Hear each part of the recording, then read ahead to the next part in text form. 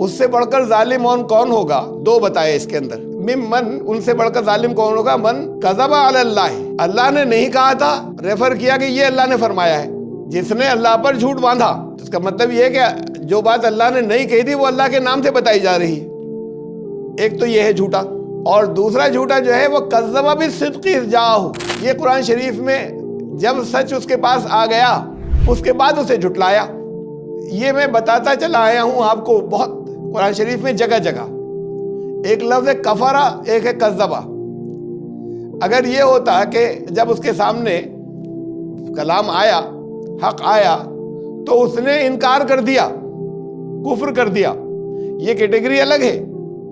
جہاں لفظ کذبا آتا ہے اس نے جھٹلایا، وہاں پر وہ لوگ ہیں کہ جو عمل سے جھٹلاتے ہیں، زبان سے تو کہتے ہیں کہ ٹھیک ہے۔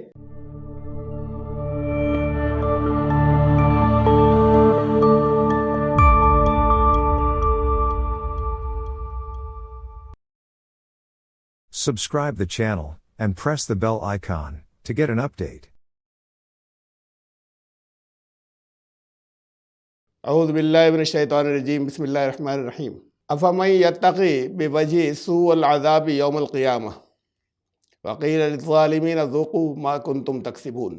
کیا وہ شخص جو قیامت کے دن ایک برے عذاب سے بچنے کے لیے خود اپنے آپ کو ڈھال بنائے؟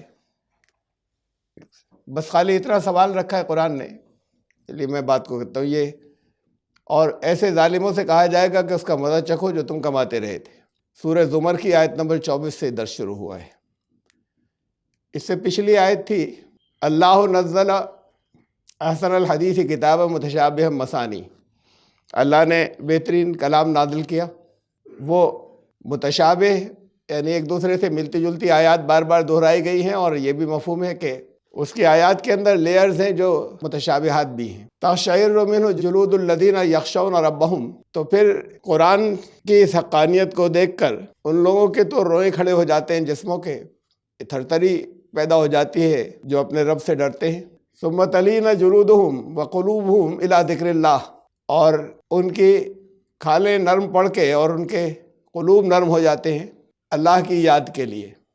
یہ ہے اس کا قرآن کا مقصد کہ دلوں میں تبدیلی پیدا ہو۔ دلوں میں اگر تبدیلی پیدا نہیں ہوئی، یہ پچھلی آیت ہے پچھلے درس کی، لیکن اگر دلوں میں تبدیلی پیدا نہیں ہو رہی تو پھر کلام دل میں نہیں اتر رہا، پھر چاہے پڑھ رہے ہوں چاہے ترجمے سے پڑھ رہے ہوں، اس سے پھر کوئی ہدایت حاصل نہیں ہو رہی اگر دلوں میں چینجز نہیں آ رہے ہیں۔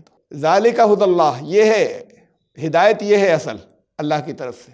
یہدی بہ من یشاء، جو چاہتا ہے اس کی وہ رہنمائی کرتا ہے اس کے ذریعے۔ ومن یضلل اللہ فما لہ من ہاد، اور جسے اللہ کا قانون بھٹکا دے اس کے اعمال کی وجہ سے، تو پھر کوئی اس کی رہنمائی کر نہیں سکتا، کوئی ہادی بن نہیں سکتا۔ اب پھر اس کے بعد یہ آج کی آیت ہے، افمن یتقی بوجہ سوء العذاب یوم القیامہ، کیا وہ شخص جو قیامت کے دن برے عذاب سے بچنے کے لیے، یتقی بوجہہ، اس کے دو ٹرانسلیشن ہوتے ہیں، الگ الگ مفسرین نے دونوں لیے ہیں، کہ وہ برے عذاب سے بچنے کے لیے اپنا چہرہ جو ہے وہ سامنے کر دے، اس پر مار کھائے، تو کچھ دل کو زیادہ نہیں لگتی بات۔ اور دوسرا یہ ہے، یہ وجہ لفظ جو آتا ہے فَوَلُّوا وَجْهَكَ شَطْرَ الْمَسْجِدِ الْحَرَامِ، پھر اپنی ذات کو، اپنی توجہ کو پوری مرکوز کر دو مسجد حرام کی طرف۔ یہ وجہ لفظ خود اپنے آپ کے لیے، انی وجہت وجہی للذی، میں نے اپنے پورے وجود کو، یعنی چہرہ اس کے اندر آ رہا ہے وجہ، اس کے سامنے کر دیا، اس کی طرف پورے طریقے سے متوجہ کر دیا، مذکور کر دیا، کنسنٹریٹ کر دیا۔ تو یہ زیادہ صحیح محسوس ہوتا ہے کہ کیا برے عذاب سے بچنے کے لیے کوئی خود اپنے آپ کو ڈھال بنائے۔ اپنے آپ کو ڈھال بنانے کا مطلب بجائے اللہ کے قانون کے وہ اپنی تدبیریں کرتا رہے کہ برے نتائج سے بچنے کے لیے کچھ آثار ظاہر ہوئے، اور پھر اپنی تدبیریں شروع ہو گئیں اس کے اندر اللہ کے قانون کو چھوڑ کر۔ اصل ڈھال تو وہ بنتا اور اصل میں وہ بچاتا، تو پھر وہ اپنے آپ کو ڈھال بناتا ہے، تو کیا وہ بچ سکتا ہے ایسا انسان؟ وقیل للظالمین ذوقوا ما کنتم تکسبون، اور ایسے ظالموں سے کہا جائے گا ذوقوا، اب ذائقہ چکھو اس کا جو تم کماتے رہے تھے۔ یہ کمائی لفظ جو آتا ہے تو اس کا مطلب یہ ہے کہ سزا اور اچھا بدلہ۔ کمائی جو ہے وہ سزا اور اچھا بدلہ، یہ کمائی ہے اپنے اعمال کی، یعنی اعمال کے یہ لازمی نتیجے ہیں جو پہلے سے طے ہے، قانون موجود ہے۔ تو یہ ہے کہ تم نے کمایا کیا تھا، اس کا رزلٹ اس کا تمہیں اب ملے گا، تو اس کا مزہ چکھو اب جو تم کماتے رہے تھے۔ کذب الذین من قبلہم فاتاہم العذاب من حیث لا یشعرون، اس سے پہلے بھی لوگ گزرے، انڈیویجولز بھی، قومیں بھی۔ فاتاہم العذاب من حیث لا یشعرون، اور عذاب ان کے اوپر ایسی جگہ سے آیا کہ ان کو شعور بھی نہیں تھا، احساس ہی نہیں تھا، سوچ بھی نہیں سکتے تھے۔ قرآن نے بہت سے طریقے بتائے ہیں عذاب کے، جس میں یہ بھی ہے کہ اوپر سے نازل ہو عذاب، زمین پیروں کے نیچے سے آئے، دوسری قومیں مسلط کر دی جائیں جو ان کو عذاب دیتی رہیں۔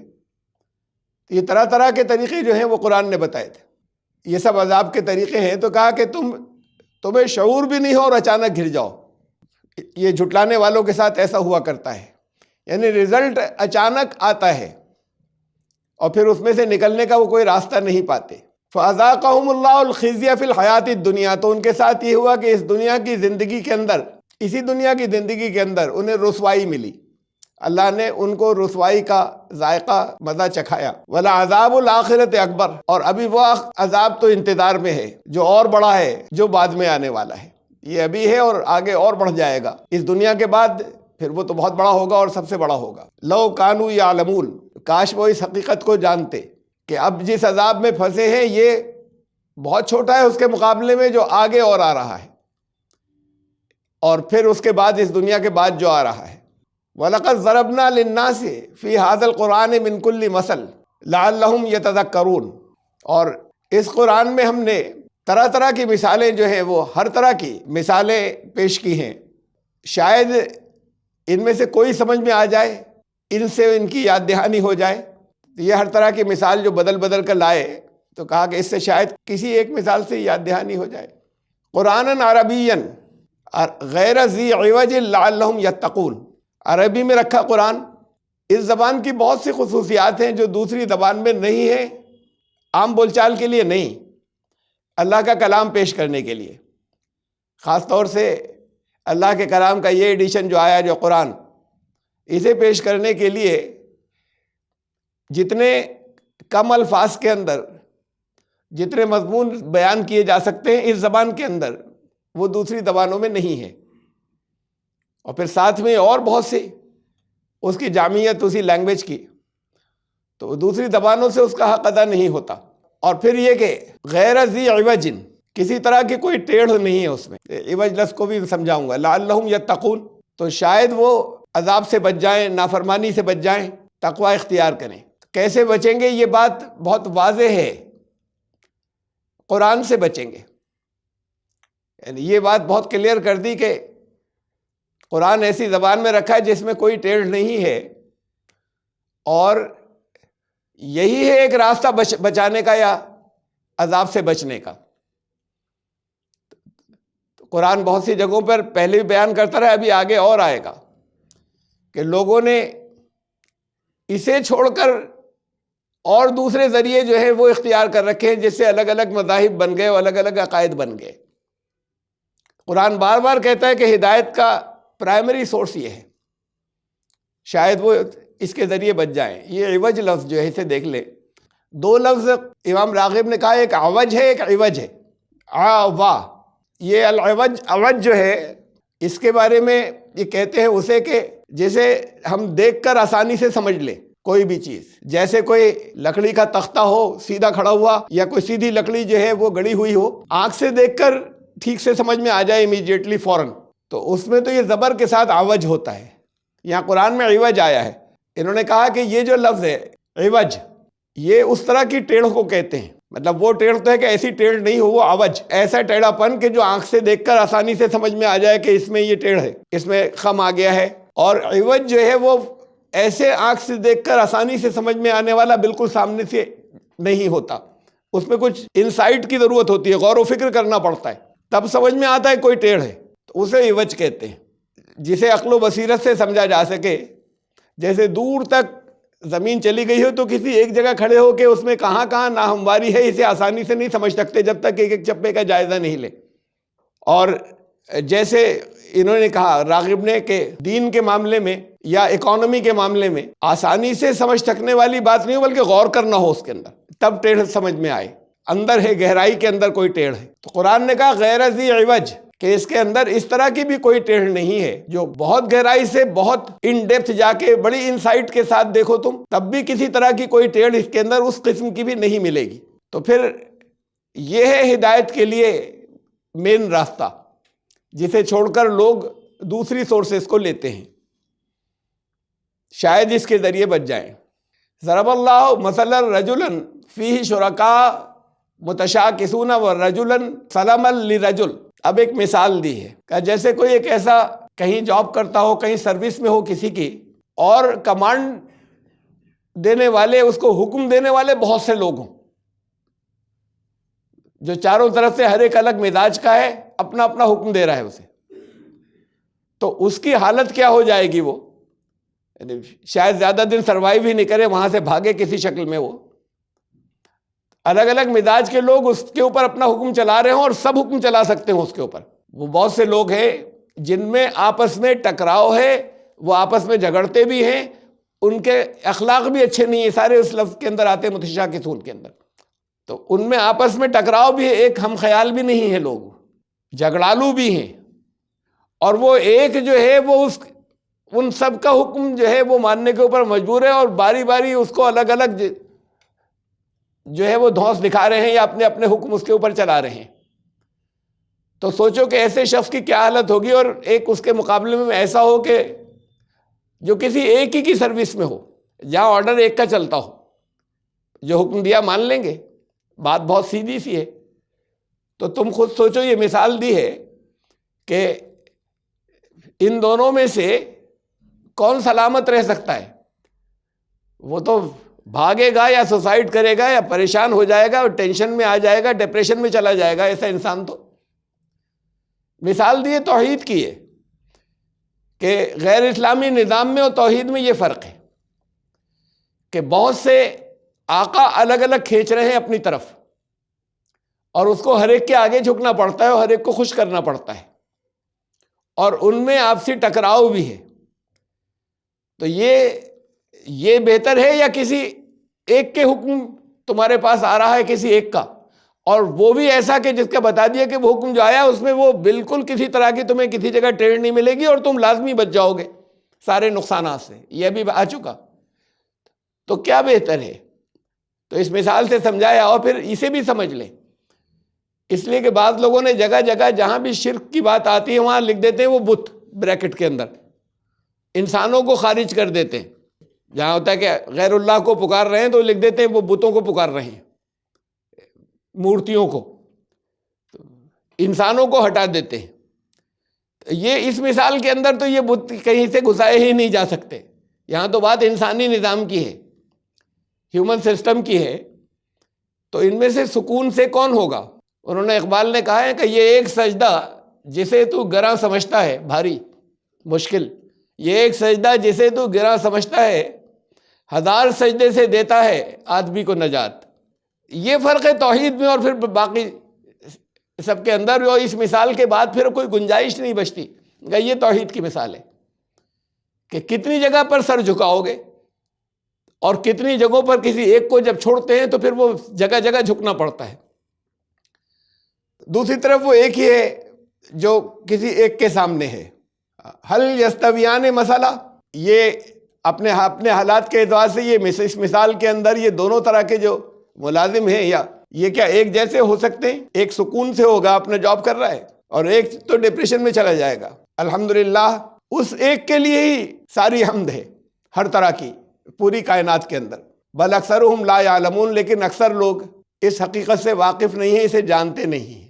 اکثریت نہیں جانتی کہ اس ایک کو چھوڑنے کے بعد کس کس جگہ سر جھکانا پڑتا ہے، اور یہ سمجھ نہیں رہے کہ اس کی جگہ سر جھکانا پڑ رہا ہے اور زندگی مشکلات میں پھنستی جا رہی ہے، اور ان میں سے وہ سب کسی نہ کسی نقصان کی طرف کھینچ رہے ہیں، ان میں آپس میں ٹکراؤ بھی۔ اکثر لوگ اس توحید کی حقیقت کو نہیں جانتے، یہ جو ہے کہ اکثر لوگ نہیں جانتے، کیا مطلب اس توحید کی حقیقت کو اکثر لوگ نہیں جانتے کہ وہ سکون جو ہے وہ اس ایک کے ذریعے جو قرآن آیا، جس کے اندر کوئی ٹیڑھ نہیں ہے، بہت گہرائی سے غور کرو انسائٹ کے ساتھ تب بھی کوئی ٹیڑھ نہیں ہے، اس کو فالو کرنے کے اندر یہ مثال صرف ان انسانوں کی نہیں ہے، انسانوں کے ذریعے جو احکامات آ رہے ہیں اصل میں تو ان کی ہے۔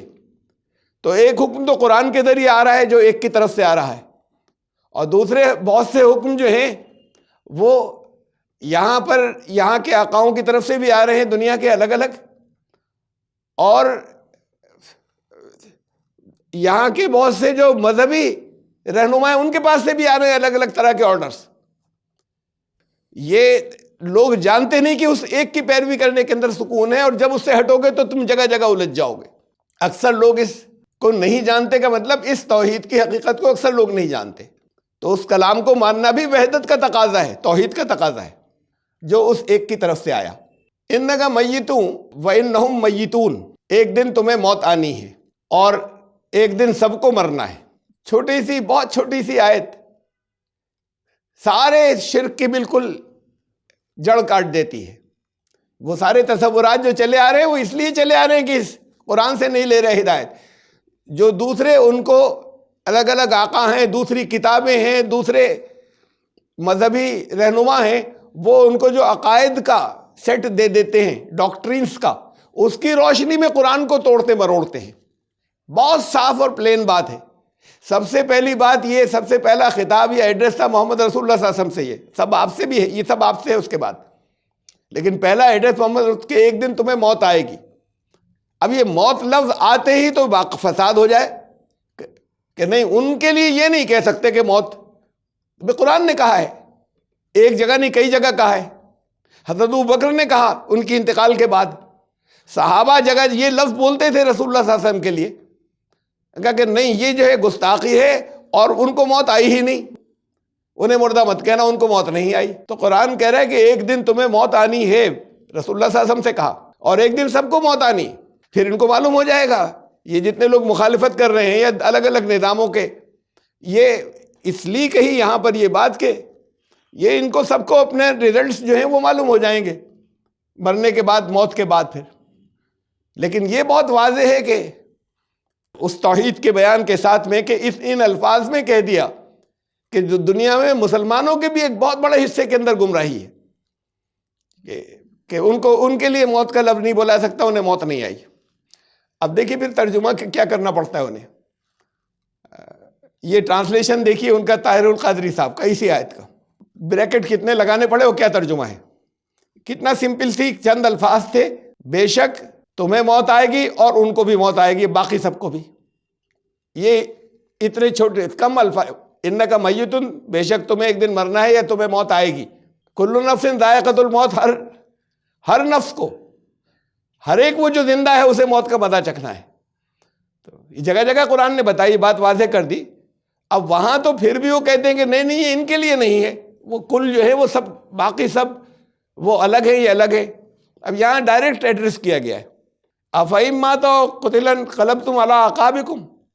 اگر اللہ نے فرمایا، محمد رسول اللہ صلی اللہ علیہ وسلم سے سب سے پہلا ایڈریس تھا، اگر تمہیں موت آ جائے یا تم قتل کر دیے جاؤ، افئن مات، اگر ان کو موت آ جائے نبی کو، یا ان کو کوئی قتل کر دے، تو کیا تم سب پیٹ پھیر دو گے، پیٹ پھیر کر بھاگ جاؤ گے؟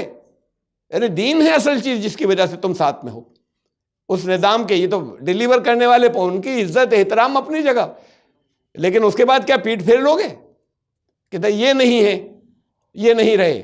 اب اس آیت کے بارے میں تو یہ کہتے ہیں، یہ طرح طرح سے توجیحات کر لیتے ہیں کہ یہ تو اگر کے ساتھ کہا تھا نا، یہ ہونا نہیں تھا۔ اگر موت آ جائے یا اگر کوئی قتل کر دے تو یہ تو اگر کے ساتھ کہا تھا۔ اب یہاں صاف ہے بالکل، کسی طرح کا کوئی انٹرپریٹیشن جو ہے وہ ممکن نہیں ہے۔ اب یہ دیکھیے کیا کیا ہے انٹرپریٹیشن، ٹرانسلیشن میں جو بریکٹ لگائے ہیں، جن کے یہ عقیدے ہیں کہ نہیں ان کو موت نہیں کہہ سکتے۔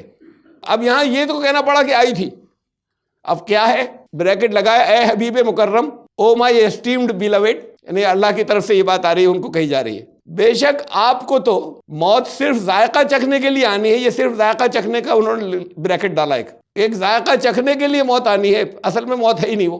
اور وہ یقیناً پھر ایک بریکٹ لگا ہمیشہ کی ہلاکت کے لیے مردہ، اور وہ لوگ باقی لوگ یقیناً ہمیشہ کی ہلاکت کے لیے مردہ ہو جائیں گے. آپ کو تو ذائقہ چکھنے کے لیے وہ ایک موت کا لفظ بول دیا گیا ہے کہ آپ نے چکھا اور گئے آگے، موت تو آئی نہیں اصل میں. باقی جو ہے وہ اس کے بعد ہمیشہ کے لیے مردہ ہو جائیں گے. اور جتنے لوگ ہیں، یا یہ کہ وہ جن کو کہا جا رہا ہے مخالفین یا کفر کرنے والے، وہ ہمیشہ کے لیے مردہ ہو جائیں گے. یہ حقیقت جو ہے یہ کتنی واضح ہے، جو میں بار بار یہاں پہ رکھ چکا ہوں کہ فرعون کو بھی اگر سزا مل رہی تو زندہ ہے جب سزا مل رہی ہے. اور کہا قرآن نے کہ صبح شام آگ پیش کی جاتی ہے، اس باڈی کو تھوڑی کی جاتی ہے، اس جسم کو جو میوزیم میں رکھا ہوا ہے. جہنم کی آگ چنگاری بھی آئے تو میوزیم بھسم ہو جائے. اسے تو لوگوں نے اٹھایا ہے کندھوں پہ، ادھر لے گئے ادھر لے گئے، اس کا آپریشن ہوا، اس کے باڈی کا پورا منہ کھول کے دانتوں کو طرح طرح کی چیکنگ، پوری جسم کا سب کچھ ہوا اس کے ساتھ، اور پھر وہ رکھا ہوا ہے میوزیم میں. اس کے بعد وہ باڈی رکھی ہے، اس کا بدن. فَالْيَوْمَ نُنَجِّيكَ بِبَدَنِكَ، آج تو ہم صرف تمہاری باڈی بچائیں گے. جب فرعون نے کہا تھا کہ میں موسیٰ کے رب پر ایمان لایا، تو فرمایا کہ الان، اب آج تو تمہاری صرف باڈی بچے گی. وہ جو فرعون تھا وہ ابھی اسی کو موت کہتے ہیں. موت آئی، اب وہ مادی حیات نہیں بچی، ایک لائف سے دوسری لائف میں انٹری ہو گئی. تو وہ کسی جگہ قید نہیں ہے، نہ اچھے لوگ کسی جگہ پر قید ہیں. وہ کہتے ہیں کہ ایک اس میں آتا ہے کہ روایت میں سبز، یہ اچھے لوگ شہداء شہید سبز پرندوں کے قالب میں ہوں گے، برڈز بنا دیے جائیں گے ہرے رنگ کی. اب انسان کو برڈ بنا دیا، وہ برڈز بنا دیے جائیں گے. اچھا کھائیں گے کیا وہ پرندے؟ پھر دانا چوگا کریں گے. جو قرآن نے کہا ان کو ان کے رب کی طرف سے روزی ملے گی تو ان پرندوں کو دانا ڈالا جایا کرے گا. یہ ہے ان کی نعمتیں. ایسی ایسی بوگس باتیں یہ سب موجود ہیں، وہ بھی موجود ہیں، شیطان کا لشکر بھی. انسانی زندگی میں دخل اندازی نہیں کر سکتے آپ، ڈائریکٹ ان کو مدد کے لیے پکار نہیں سکتے. یہ اللہ کے لشکر ہے، ایک شیطان کا لشکر ہے. وہ جہاں کہیں ہیں ان پر سزا جو ہے وہ سزا میں صبح شام گرفتار ہوتے ہیں، وہ چاہے جس جگہ چاہے جیسی حالت کے اندر ہو.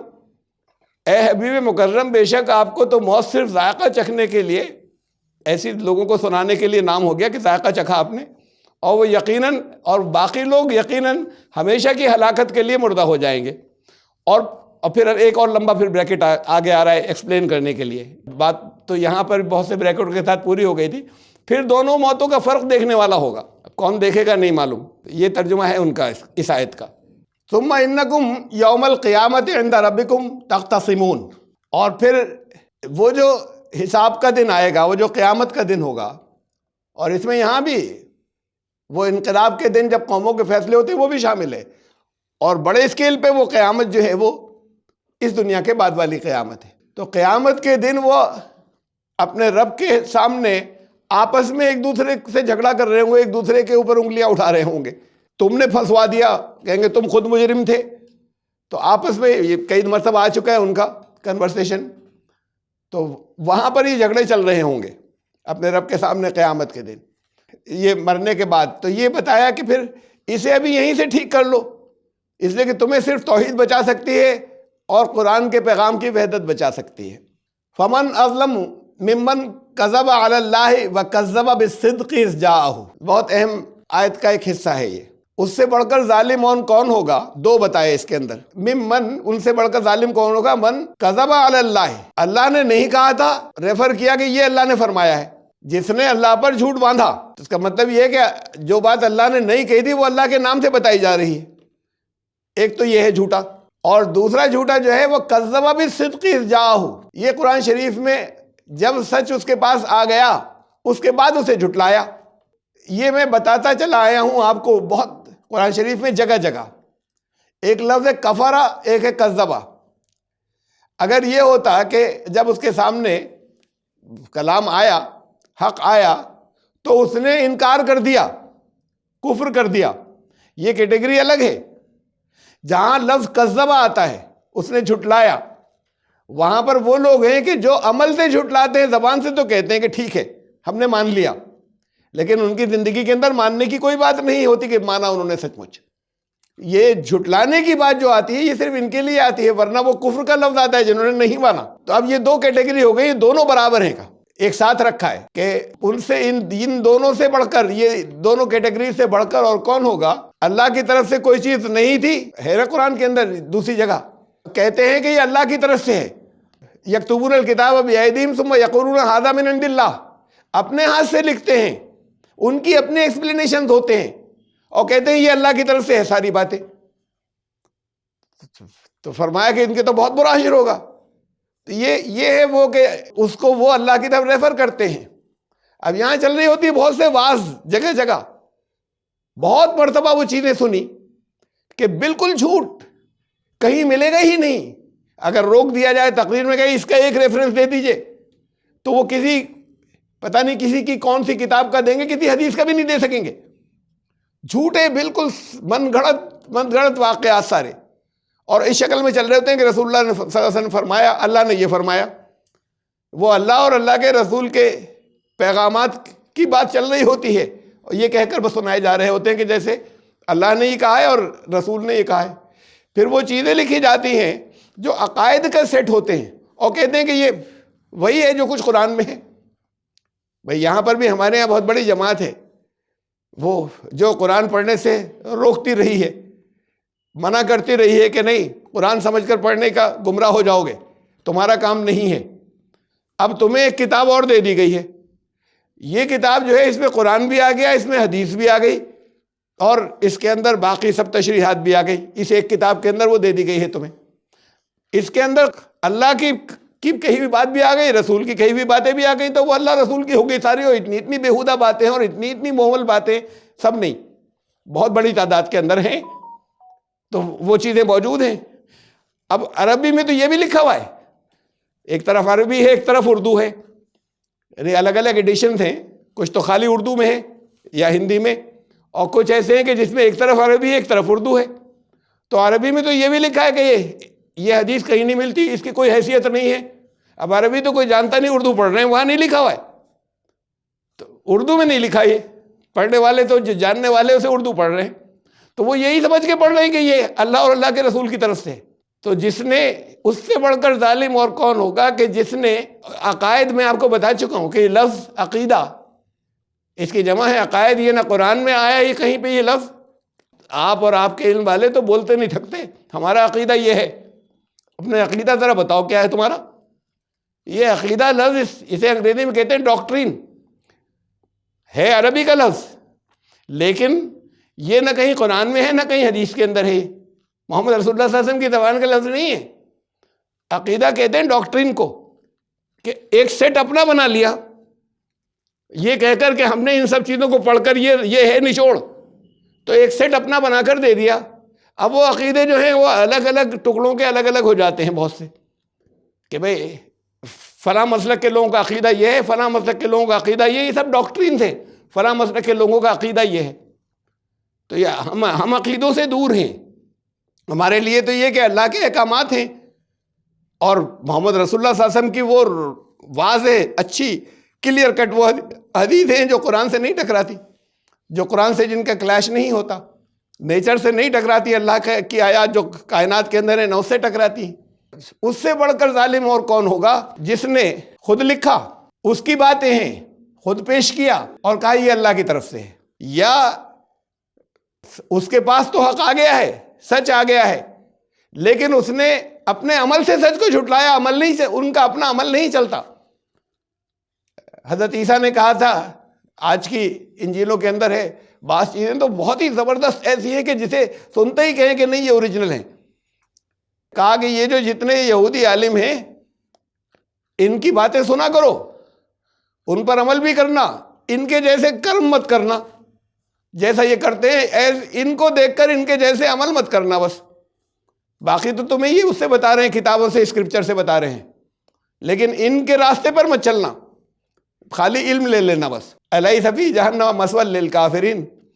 تو پھر ان دونوں کو کہا یہ کفر کرنے والے، یہ دونوں جو ہیں یہ کفر ہو گیا ایک ہی لیول کا. تو پھر اس طرح کے کفر کرنے والوں کا ٹھکانہ دونوں کا جہنم.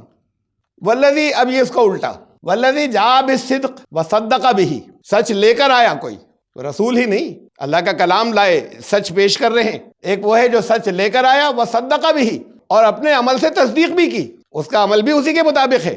یہ نہیں ہے کہ کہہ تو کچھ رہے ہیں، تقریریں کچھ کر رہے ہیں اور عمل اس کے مطابق نہیں ہے، زندگی میں کچھ اور ہے. تو ایسا شخص اولئک هم المتقون، یہ ہے متقی، یہ ہیں جو بچ جانے والے ہیں. یہ جب اللہ کی نافرمانی سے بچنے والے ہیں تو پھر یہ انجام سے بھی بچنے والے ہیں، برے انجام سے بھی بچنے والے ہیں. اولئک هم المتقون. اسی لیے تقویٰ کا ایک ترجمہ، متقی کا ایک ترجمہ وہ آتا ہے جس نے وہ ذرا بختر ڈھال لے لی، اپنے لیے کوچ لے لیا، بچنے کا، سرکشا کا انتظام کر لیا. یہ بھی ایک تقویٰ کے ٹرانسلیشن کے طور پہ آتا ہے، ڈیڈیوسڈ ہے، نکلا ہے اس سے، صحیح ہے وہ بھی، کہ جس نے جو اللہ کی نافرمانی سے بچتا رہا، یہ اوریجنل بات اس کی محبت کی وجہ سے، تو اس نے اپنے لیے ایک ڈھال لے لی کہ اب اس کے اوپر دوسری چیزیں اثر نہیں کریں گی. لہم ما یشاؤون عند ربہم، ان کے رب کے پاس وہ جو چاہیں گے پھر وہ ملے گا انہیں. بلکہ سورہ قاف میں کہا کہ ولدینا مزید، لہم ما یشاؤون فیہا ولدینا مزید. چاہیں گے وہ کتنا چاہ سکتے ہیں، ان کی چاہت کی بھی تو رینج ہے، اللہ کے پاس اس سے اور کہیں زیادہ ہے. سب کچھ جو کچھ وہ چاہ سکتے ہیں ان کے دل میں آ سکتا ہے، تصور ہی نہیں کر سکتے کہ اور کیا کیا ہے. وہ مانگ بھی نہیں سکتے سب کچھ، تو ہم اور اس سے زیادہ دیں گے جو وہ نہیں مانگ سکتے. ولدینا مزید، لہم ما یشاؤون عند ربہم، تو ان کے رب کے پاس جو وہ چاہیں گے وہ سب کچھ ہے. ذالک جزاء المحسنین، اور یہ ہے جزا، یہ ہے بدلہ ان کے ان کاموں کا جو وہ جو نیک کام تھے، جو نیکیاں کرتے تھے، جو اچھے عمل کرتے تھے، جو اس توازن کے ساتھ میں کیے جاتے تھے جس توازن سے کرنے کا حکم دیا گیا ہے، جتنے ان کے حسین کام تھے حسن والے، تو یہ اس کا بدلہ ہے. یعنی جو کچھ بھی ہے وہ اللہ کا، اس کا ان اعمال کا بدلہ ہے جو ان کو مل رہا ہے، جو انہوں نے کیے تھے. لِيُكَفِّرَ اللَّهُ عَنْهُمْ أَسْوَأَ الَّذِي عَمِلُوا وَيَجْزِيَهُمْ أَجْرَهُمْ بِأَحْسَنِ الَّذِي كَانُوا يَعْمَلُونَ، تاکہ اللہ ان سے ہٹا دے جو برے عمل ان کے تھے، جو انہوں نے برے کیے تھے. ہر ایک سے کچھ برائیاں بھی ہو جاتی ہیں، کچھ غلطیاں بھی ہر ایک سے ہو جاتی ہیں. ایک تو وہ ہوتا ہے کہ غلطی ہونے کے بعد جان کر کیوں پھر ڈٹا ہوا ہے اس کے اوپر اور لگاتار کیے چلے جا رہا ہے اور اسی پر قائم ہے. ایک ہو جاتی ہیں غلطیاں، تو جن سے کچھ غلطیاں ہوئی اللہ جو ہے ان غلطیوں کو ہٹا دے. وَيَجْزِيَهُمْ أَجْرَهُمْ، اور ان کو ان کا اجر جو ہے، ان کی اجرت، جو کچھ انہوں نے کیا تھا، الَّذِي كَانُوا يَعْمَلُونَ، جو وہ کرتے رہے تھے اس کا بدلہ دے دے. تو جو وہ کرتے رہے تھے اس کا بدلہ دے دے. اب ان کی یہ جن کو ابھی پہلے کہا تھا، یہ نام لیا جیسے پچھلی آیت کے اندر، کہ یہ محسنین جو ہیں، ان کی جزا، ان کا بدلہ، جو اچھے کام کرنے والے تھے، ان کا کہا کہ وہ جو ان کے احسن کام تھے بہت، وہ جو کیا کرتے تھے اس کا بدلہ تاکہ مل جائے، تو ان کی برائیاں ہٹا دی جائیں گی.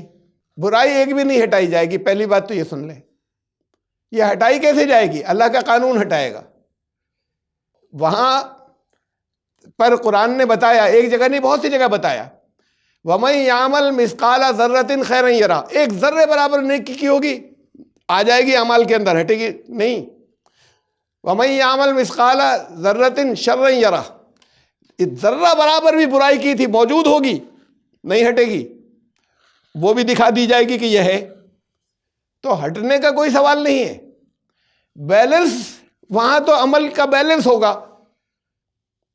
ایسا نہیں ہے، کوئی ایسا نہیں کہ ان کے نبیوں کے علاوہ کہ جہاں جہاں پر خطائیں نہیں ہوں گی، لیکن ان کے پلے وہ بھاری ہوں گے جو نیکیوں کے ہوں گے.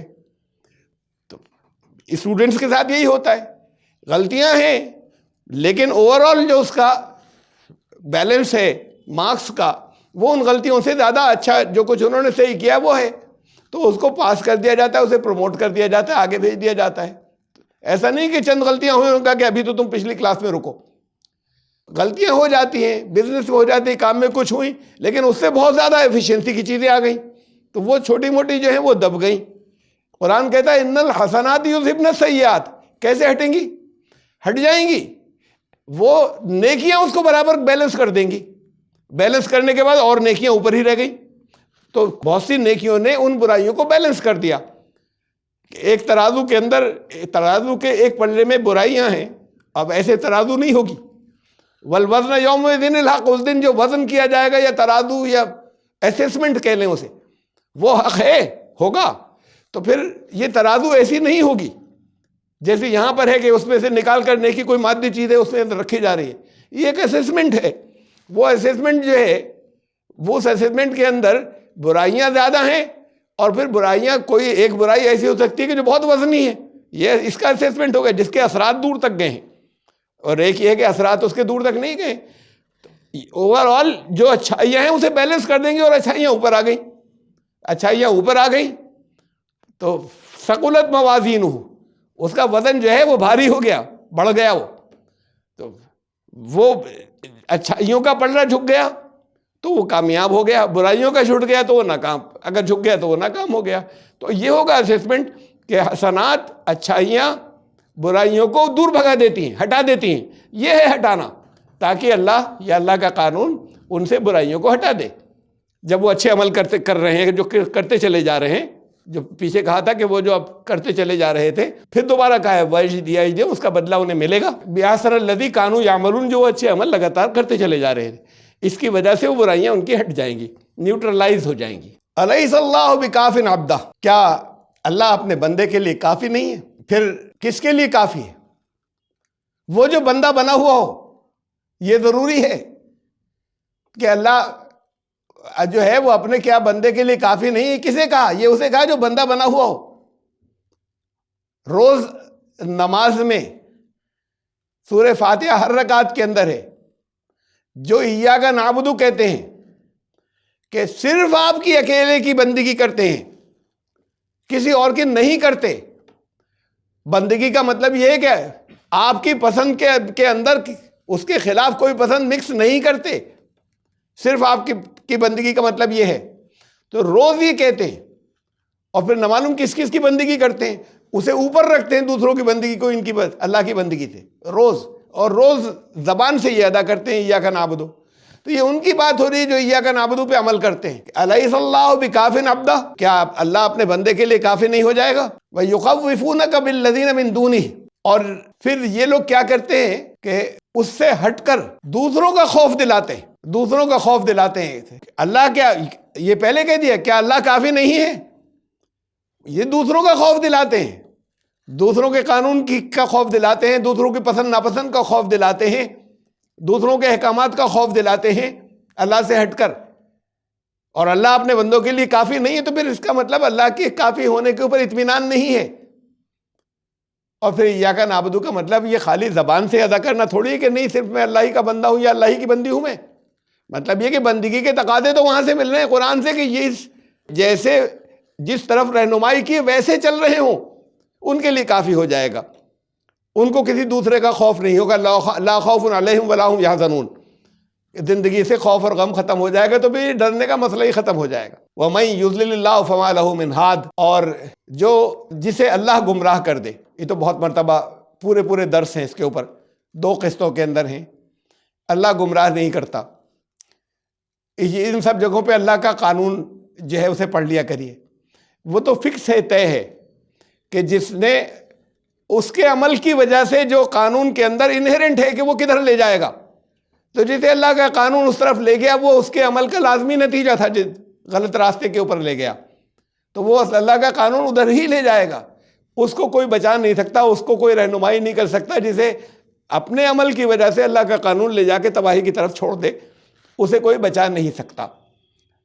دیکھیے ایک یہ اصول جو ہے یہ سب جگہ ہے. بہت سے پھل ہوتے ہیں ایسے کہ جو زہریلے ہوتے ہیں. ایک ساؤتھ امریکہ کے اندر ایک پھل ہوتا ہے، سیب کی شکل کا ہوتا ہے، سیب جیسا مزہ بھی ہوتا ہے، سیب جیسے شکل بھی ہوتی ہے، سیب ملتی جلتی، سیب جیسا ملتا جلتا اس کا ٹیسٹ بھی ہوتا ہے، اور سیب سے ملتی جلتی اسمیل بھی ہوتی ہے. تو اسے مینشین کہتے ہیں. یہ جو مینشین ہے، یہ مینشین جو ہے اس کا دوسرا نام ہے ایپل آف ڈیتھ، بلا کا زہریلا. اس سے ڈیتھ بھی ہو سکتی ہے، ورنہ 15-20 منٹ کے اندر اندر جو ہے وہ وامٹنگ اور ڈائریا اور دل کا بیٹھنا اور شوگر ایک دم ختم ہو جانا، یہ بہت سی چیزیں ایک ساتھ ہو جاتی ہیں، اور موت بھی ہو سکتی ہے. اب یہ دونوں پھل رکھے ہوئے ہیں، ایک سیب رکھا ہے ایک یہ رکھا ہے، ان پر کہیں لکھا ہوا تو ہے نہیں، پہچان لیا جائے گا ویسے، ایسا نہیں کہ 100% اسی شکل کا ہے، اور کوئی اسے بالکل نہیں جانتا تو یہ سمجھے گا کہ الگ الگ ورائٹی کے سیب ہوتے ہیں الگ الگ شکلوں کے، جو بالکل نہیں جانتا تو اب اس کے اوپر تو نہیں لکھا ہوا ہے کہ مجھے کھاؤ گے تو مر جاؤ گے، اس پر نہیں لکھا ہوا ہے کہ یہ کھاؤ گے تو تمہیں اچھی صحت بنے گی، یہ اچھی چیز ہے، یہاں یہ انہیرنٹ ہے، ان کے اپنے اندر ہیں، اثرات رکھ دیے گئے ہیں، اسے لوگے۔ اب یہ تمہارا کام تھا کہ تمہیں پتا ہونا یا معلوم کرنا اس بات کا، کہ اس سے پہلے تمہیں معلوم کرتے، اسے کہتے ہیں علم۔ علم ہونا ضروری ہے ورنہ پھنس جاتے ہیں، ان چیزوں میں پھنس جاتے ہیں، پھر نقصان ہوتا ہی ہوتا ہے۔ غلط علم نہیں ہونے کی وجہ سے آپ غلط راستے پہ گئے تو بھٹکیں گے ہی، تو بھائی کیوں نہیں علم حاصل کر لیا، معلوم کیوں نہیں کر لیا کہ غلط راستے کی طرف جہاں دو راہ تھا، جہاں سے راستہ نہیں معلوم تھا، کیوں گئے غلط راستے کی طرف؟ اسے علم کہتے ہیں۔ یہ علم ضروری ہوتا ہے، تو علم جب ضروری ہے تو اس کی وجہ سے اب پہچان جو ہوگی کہ اس کے اندر سے ایپل کون سا ہے اور یہ مینشین کون سا ہے، اس کی پہچان یہ علم سے ہوگی، اور دونوں کے اثرات اس کے اپنے اندر ہیں، کہیں کہ اسے کھا لو ہم کچھ نہیں ہونے دیں گے تمہیں، کوئی کچھ نہیں کر سکتا، کوئی نہیں بچا سکتا، وہ تو اپنا اثر کرے گا، جس چیز کو تم کھاؤ گے وہ اپنا اثر کرے گی، اس کو الگ کوئی نہیں کر سکتا۔ بات کو کچھ اپنے علاج کریں، کوشش کریں فوراً اس کے اثر کو زائل کرنے کی اپنی جگہ، تو ہر چیز کے اثرات اس کے اپنے اندر ہیں، یہ ہے قانون، تم جیسا کرو گے اس کا رزلٹ آ جائے گا۔ تو یہ ہے کہ جس کو اللہ کا قانون بھٹکائے، اللہ کے قانون نے اسے بھٹکا دیا، جس نے ایپل کے بجائے مینشون جو ہے وہ کھایا بغیر علم کے کہ یہ تھا کیا، تو پھر اس کو اللہ کا قانون جو ہے وہ اس کو طرح طرح کی تکلیفوں میں لے جائے گا، اور اس تکلیفوں سے کوئی روک نہیں پائے گا جانے سے، وہ تو بھائی اگلے 10-15 منٹ میں شروع ہو جائیں گی اور حالت بہت بری ہو جائے گی۔ تو یہ ہے اللہ کہ جسے اللہ جو ہے وہ بھٹکتا چھوڑ دے یا بھٹکا دے، اس کے لیے اس کو پھر کوئی راستہ دکھانے والا نہیں بچے گا، کوئی ہادی کوئی گائیڈ نہیں بچے گا۔ ایسے ہی اعمال کے اندر انہیرنٹ اپنے اس کے اندر سمائے ہوئے ان کے اثرات ہیں، ان کے رزلٹ ہیں، جو کرو گے اس کا رزلٹ آ جائے گا۔ ہاں اگر کچھ غلطیاں ہوئی ہیں اسے کمپنسیٹ کر دیں گے اچھے اعمال، اگر اچھے کرتے چلے گئے وہ اسے نیوٹرلائز کر دیں گے۔ یہ ہے کہ اینٹی ڈوٹ اگر اس کا موجود اگر لیا ہوا ہے بہت، تو وہ نقصان جو ہے وہ اس کا نیوٹرلائز ہو جائے گا۔ تم نے نقصان کی کسی چیز کو اگر کھا لیا ہے تو فوراً اس کا اینٹی ڈوٹ کیا جائے، ان الحسنات یذہبن السیئات، برا کر لیا، اسے کھا لیا تھا مینشین کو، اب فوراً حسنات، تو پھر اس کے لیے جو چیزیں ضروری ہیں اس زہر کو زائل کرنے کی، تو فوراً اس پر عمل کرنا پڑے گا، وہ زہر کا اثر پھر زائل ہو جائے گا۔ یہ تھی حسنات، تو یہ حسنات اس طریقے سے نیوٹرلائز کر دیتی ہیں۔ اثرات سارے اعمال کے اندر ان کے ہوتے ہیں، کوئی برے انجام کی طرف لے جاتا ہے اور کوئی اچھے انجام کی طرف لے جاتا ہے۔ یہ ہے بھٹکانا اور یہ ہے ہدایت دینا۔ ہدایت تو اللہ کے کلام کے ذریعے آ گئی، اب ہر چیز میں اس کا قانون رکھا ہوا ہے، اور وہ قانون جو ہے لے جاتا ہے، چونکہ اللہ کا بنایا ہوا قانون ہے، اس لیے اس کو اللہ کی طرف ریفر کرتے ہیں۔ اب یہاں پر آپ لوگ بولتے ہیں جی مودی جی نے کیا قانون بنا دیا، ارے مودی جی نے نہیں، پارلیمنٹ نے پاس کیا ہے، ان کی مرضی تھی، ٹھیک ہے اپنی جگہ، مودی جی نے ستا رکھا ہے، ابھی انہوں نے نہیں ستا رکھا، یہ جو لا بن گیا ہے نا، اس سے تم ستائے جا رہے ہو یا پریشان ہو رہے ہو، فلاں لا جو بن گیا ہے، تو اب ہر جگہ اس کو ریفر اس کی طرف کیا جاتا ہے جس کی مرضی سے بنا کوئی قانون، اس کی طرف لوگ ریفر کرتے ہیں نام لے کر۔ تو ایسے ہی ہے کہ وہ قانون جو اس کا بنایا ہوا ہے، اس لیے اس کو اسی زبان میں کہا جاتا ہے، دنیا والوں کی زبان میں، کہ اللہ نے اس کو بھٹکا دیا، یعنی اللہ کا قانون جو ہے اس کو اسی طرف لے کے جانا تھا، اس کے اس عمل کی وجہ سے جس میں کہ وہ اثرات تھے کہ وہ اسے اچھی طرف لے جائے یا اسے بری طرف لے جائے۔ انجام جو تھے وہ ہر چیز کا انجام ان چیزوں کے اندر، ان اعمال کے اندر موجود تھا۔ وَمَن يَهْدِ اللَّهُ، یہ پھر اس کے ریورس ہے، اور جسے اللہ کا قانون ہدایت دے صحیح راستے، یعنی اس نے وہ عمل کیے ہیں کہ پھر وہ ادھر لے جائے گا، فَمَا لَهُ مِن مُضِلٍ، اب بھٹکنے کا کوئی سوال ہی پیدا نہیں ہوتا۔ جس نے اللہ کے قانون کے مطابق ہدایت پائی، أَلَيْسَ اللَّهُ بِعَزِيزٍ ذِي انتقام، کیا اللہ جو ہے وہ ہر طرح کی طاقت والا نہیں ہے بہت؟ تو پھر جو اس نے بنا دیے قانون اسے کوئی توڑ نہیں سکتا، وہ اسے کوئی بدل نہیں سکتا۔ ذی انتقام، یہ انتقام آپ کا یہ اردو والا نہیں، بدلہ، جیسے کوئی غصہ آ گیا انتقام لینا ہے، تو یہ انتقام یہ وہ نہیں ہے۔ انتقام کا مطلب یہ ہے کہ بدلہ دینے والا، جو کیا اس کا بدلہ دینے والا۔ یہ بدلہ دینا بھی جو سب چیزوں کے اندر رکھ دیا گیا کہ الگ سے کوئی غصے میں کھول رہا ہے اب تو بدلہ لینا ہے، یہ بدلہ دینا اب وہ جو کہ اعمال کے اندر موجود ہے، یہ ہے انتقام. تو وہ جو ہے وہ طاقت والا بھی ہے اور وہ انتقام والا بھی ہے. یعنی اس کا قانون جو ہے وہ بدلہ دے دیتا ہے فوراً، جو کچھ بھی جیسا کچھ جس نے جو کچھ عمل کیا ہے اس. تو یہ انتقام کا مطلب ہے. وَلَا إِن سَأَلْتَهُم مَّنْ خَلَقَ السَّمَاوَاتِ وَالْأَرْضَ لَيَقُولُنَّ اللَّهُ.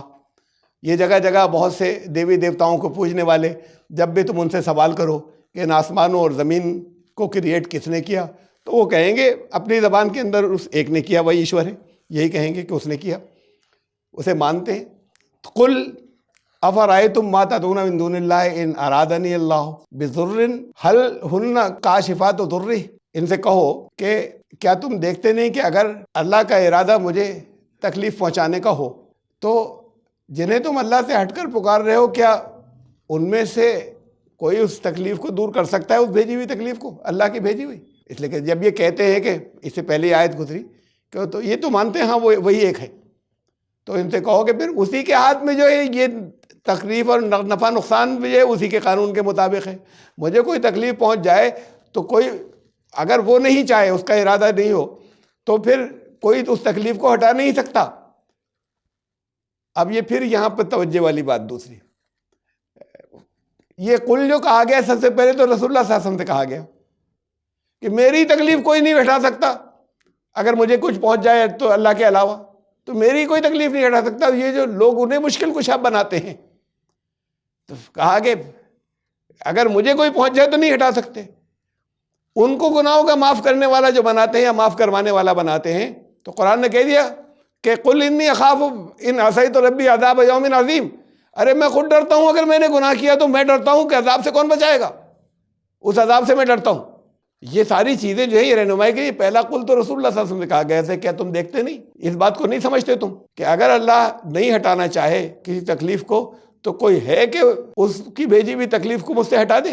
وہی جو کریٹر تھا جس نے سب کو کریٹ کیا. اور ارادنی برحمت، اور اگر اس کا ارادہ جو ہے اس کا ہو کہ میرے اوپر رحمت ہو، حل ہن ممسکات رب رحمتی، تو کوئی ہے کہ اس کی رحمت کو پھر روک سکے؟ قل حسبی اللہ. اب کہہ دو اللہ میرے لیے کافی ہے. پہلے تو یہ ساری باتیں سمجھ لو، یہ تمہارے دل میں اتر جائیں، تمہارے یقین کے اندر آ جائیں، خالی زبان نہیں. پھر اس کے بعد اعلان کر دو کہ اللہ کافی ہے میرے لیے. جو اللہ کی بتائی ہوئی تفصیلات کافی ہیں، اللہ کا دیا ہوا قانون میرے لیے کافی ہے. قل حسبی اللہ. یہ حسبی اللہ کا مطلب یہی ہے کہ قرآن میرے لیے کافی ہے. اللہ ہر ایک آ کر ہر ایک کے کام کے اندر کہیں ہر وقت دخل نہیں دے رہا ہے. تو تم جو عمل کر رہے ہو اس کے حساب سے سب کچھ ہو رہا ہے. نسخہ تمہیں دیا جا چکا ہے. کہہ دو کہ اللہ میرے لیے کافی ہے. علیہ یتوکل المتوکلون. اور جو لوگ توکل کرنے والے ہیں وہ اسی کے اوپر توکل کرتے ہیں. تو توکل کا مطلب جو ہے وہ بھی یہی ہے، تم اپنے عمل پورے کر لو، اس کے بعد اللہ کی رحمت سے امید رکھو، اپنے عمل اپنی جگہ پر صحیح کرو. قل یا قوم اعملوا علی مکانتکم.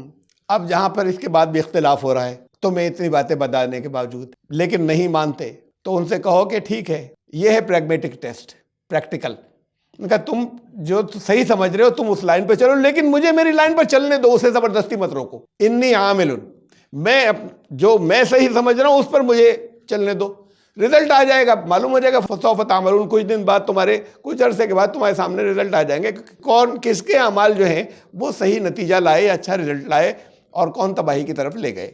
من یاتیہ عذاب یخزیہ ویحل علیہ عذاب مقیم. یہ معلوم ہو جائے گا جلدی ہی کہ کون ہے جس کے اوپر وہ عذاب آتا ہے جو اسے اسی دنیا میں ذلیل کر دے گا. یعنی پھنس جائیں گے وہ مشکلات کے اندر اگر اسی کے اوپر رہے، لیکن ہمیں اس پہ اوپر عمل کر دینا، یہ ماڈل ہو. وَيَحِلُّ عَلَيْهِ عَذَابٌ مُقِيمٌ. اور حلال ہو جائے ان کے لیے ہمیشہ کا رہنے والا عذاب. تو یہ لفظ حلال ہے، یحلو مطلب ہمیشہ قائم رہنے والا عذاب. پھر کس کے اوپر اترے گا؟ وہ نہ صرف ذلیل ہوں گے بلکہ وہ پھر ذلت قائم ہو جائے گی، پھر ہٹ نہیں پائے گی. ایسی جگہ جا کر پھنسیں گے. یہ جو تھا علامہ اقبال کے بارے میں کہا جاتا ہے کہ وہ فکری بانی تھے، فاؤنڈر پاکستان کے ڈویژن کے. وہ یہ بچے کو وہاں پہ یہ سکھایا جاتا ہے پاکستان کے اندر. ان کی اپنی تحریر میں لکھی ہوئی کتاب تھی، میرے پاس تھی، اب اس کی نقلیں ہیں میرے پاس. ان کی اپنی تحریر کے اندر لکھا ہوا، پھر اس کے بعد چھپا ہوا. ان کا کہ میرے بارے میں جو باتیں کہی جا رہی ہیں اسی طور انہوں نے کہا کہ یہ بالکل غلط ہیں، اعلان کر دیں. میں ایسا کوئی الگ ملک نہیں چاہتا جو انڈین کنفیڈریشن سے الگ ہو، بلکہ جہاں پر جو مسلم اکثریتی صوبہ ہمیں انٹرنل آزادی دے دیں اس میں کہ ہم اس میں اسلام پر عمل کر کے دکھائیں. وہ انڈین کنفیڈریشن کے اندر ہو, ڈیفنس ان کے پاس ہوگا, فائننس ان کے پاس ہوگا, دوسری بہت سی ہوم ان کے پاس, لیکن اندرونی قوانین جو ہیں وہ ہم باقی اسلام کے مطابق بنا کر ہم سیمپل دکھا سکیں کہ یہ کیسا ہے. تو کہنے کا میرا پاکستان کا تصور یہ تھا, جو اس کو بنایا انہوں نے یہ ہے کہ وہ اقبال پاکستان بنانا چاہتے تھے, اور اس کو پھر جنا عمل میں لائے, اور فکری بانی جو فاؤنڈر تھے وہ اقبال تھے. تو یہ کہا ہے قرآن نے, ان کی تو پوری شاعری جو ہے وہ قرآن کو انٹرپریٹ کیا ہے ان کی پوری شاعری نے, کہ ان سے کہو کہ تم کرو اپنے, مجھے میری چیزوں پہ عمل کرنے دو, اسے زبردستی مت روکو, پھر تمہیں معلوم ہو جائے گا کہ صحیح راستے پر کون جا رہا تھا, نتائج کدھر بہتر آ رہے تھے. تو ہم آیت نمبر 40 تک پہنچے, 40 تک سورہ الزمر, سورہ نمبر 39 کی انشاءاللہ زندگی رہی تو 41 آیت سے پھر دوبارہ شروع کریں گے 41 سے. سبحان ربک رب العزت